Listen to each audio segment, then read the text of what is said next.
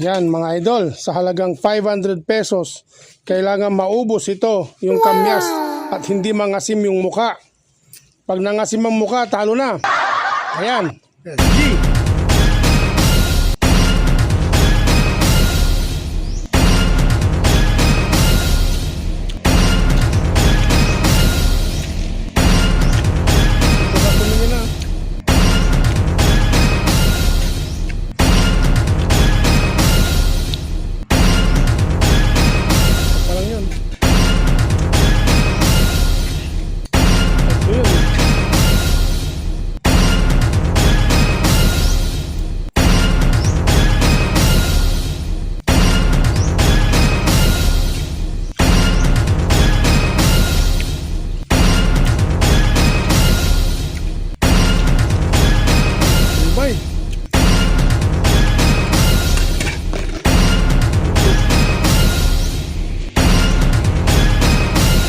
Ayan mga idol,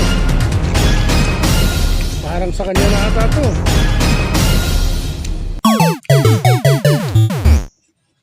Ayan mga idol, hindi na nga si mukha niya, oh. Sadyang maasim lang talagang tignan yung mukha niya.